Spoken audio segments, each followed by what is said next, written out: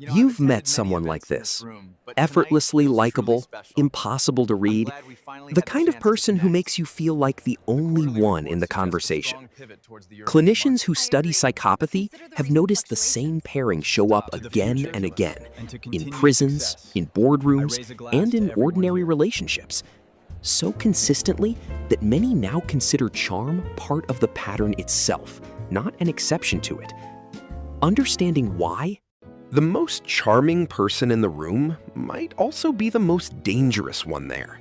And the two aren't a coincidence. They're connected. Psychologists have spent decades trying to explain exactly why. And the answer isn't what most people expect. It shows up in the exact same research that studies criminals, and It also explains why so many warnings about manipulative people focus on spotting cruelty, when the far more common version never looks cruel at all. In 1941, psychiatrist Hervey Cleckley published a book describing patients who seemed perfectly normal, even likable, while completely lacking the emotional depth beneath it. Cleckley worked primarily with hospitalized patients who baffled staff precisely because nothing about their outward behavior matched their history. Polite, articulate, seemingly reasonable, right up until the pattern repeated. He called this the mask of sanity, a convincing outer performance with almost nothing behind it. Cleckley's observations became the foundation for how psychologists still study psychopathy today, including Robert Hare's widely used clinical checklist, which lists superficial charm as one of its very first, most recognizable traits. That checklist splits psychopathy into two clusters, one covering interpersonal charm and emotional shallowness, the other covering impulsive, antisocial behavior. And research consistently finds the charm cluster is the harder of the two to spot from the outside. Here's the mechanism researchers keep coming back to. Psychopathy isn't a total absence of empathy. It's a split. Studies suggest many psychopathic individuals retain what's called cognitive empathy, the ability to accurately read what someone else is thinking or feeling. What's frequently missing is affective empathy, actually feeling that emotion themselves.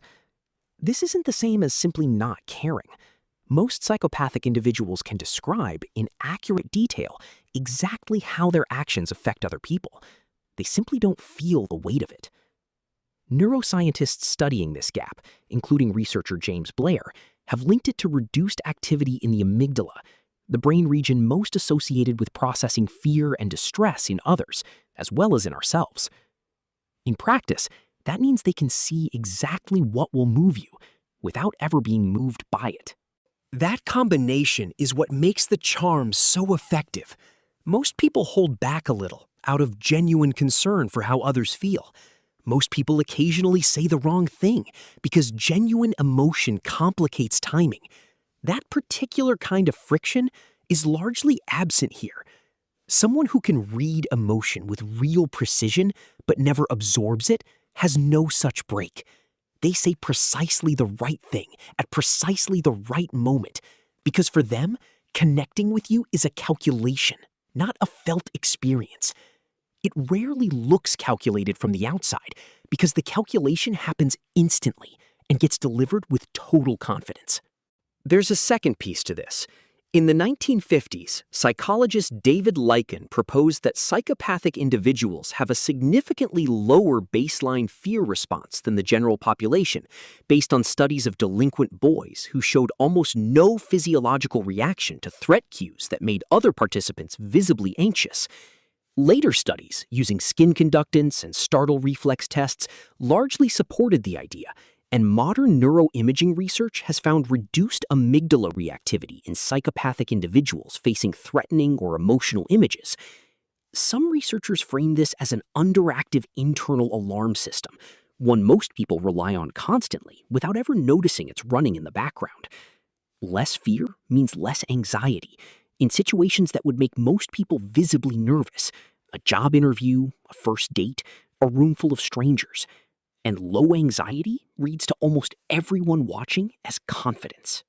Confidence happens to be one of the most consistent predictors of how likable and competent a stranger seems in the first few seconds of meeting them, regardless of whether that confidence is actually earned. Psychologists call this a halo effect, one visible trait quietly reshaping every other judgment about a person. It's the same effect marketers exploit deliberately, and psychopathic individuals seem to trigger it instinctively, without ever studying it. Psychopathic individuals, largely immune to the self-doubt that keeps most people in check, walk directly into that effect and rarely leave it. Some research on vocal patterns even suggests they speak with fewer hesitations under pressure, exactly when everyone else's voice would start to shake. But charm alone doesn't explain everything. There's a colder skill layered underneath it, and it's the part almost no one notices, until it's already too late. Researchers who study this pattern often describe cases like this one. Call him Marcus, a composite drawn from documented clinical interviews and workplace studies. Coworkers describe him as magnetic, the person who remembers your coffee order, who always seems to know exactly what to say after a hard day. New hires were quietly told to get on his good side early, before they even understood exactly what that meant. He was the fastest promotion in company history, and nobody could quite explain why, only that being around him felt good, and that good feeling was hard to argue with in a performance review. What they don't see is how quickly Marcus recalibrates the moment someone stops being useful to him. A friendship that took months to build can end in a single conversation without a flicker of visible guilt. One former colleague described it as dating a different person for 8 months, then meeting the actual person all at once, with no transition in between. Colleagues who've known him for years still describe the same confusion, feeling completely certain they knew him, right up until the moment they didn't, and then struggling to explain, even to themselves, what exactly had changed. And here's the part that should worry you most. This isn't a flaw in the performance, breaking through occasionally, revealing something underneath. The performance is the point, and it rarely breaks at all. Psychopathic charm isn't a mask hiding a monster underneath in the way we usually picture it. For many individuals with these traits, the charm is largely automatic, refined over a lifetime of learning exactly which version of themselves gets the best results in each specific room. Researchers studying what they call successful psychopaths, individuals with these traits who never enter the criminal justice system, some of whom thrive in high-stakes careers, note that the charm and the coldness aren't separate, competing halves. It's part of why treatment for these traits remains so difficult. There's rarely a suppressed, more genuine self waiting underneath to be reached. There often isn't a hidden true self being suppressed. The sheer adaptability itself is the true self, which is precisely what makes it so hard to catch in the act. This is exactly why trust your gut fails here. Your gut is built to read confidence, warmth, and steady eye contact as signals of safety, shortcuts evolution built long before strangers could fake them convincingly at scale. Psychopathic charm reliably produces all three, convincingly, without any of the underlying investment those signals are supposed to represent. This is also why character references so often fail here. The people offering them experience the exact same convincing performance. The exact system evolution built to protect you becomes the thing being exploited, again and again, by the people best equipped to trigger it on command. So what actually helps? Start by weighting first impressions far less heavily than they feel in the moment.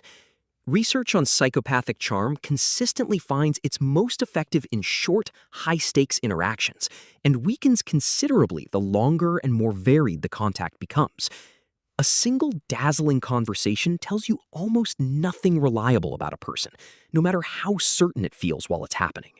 Second, watch specifically for inconsistency between how someone treats people who matter to their goals and people who don't. Waiters, assistants, people with nothing to offer them.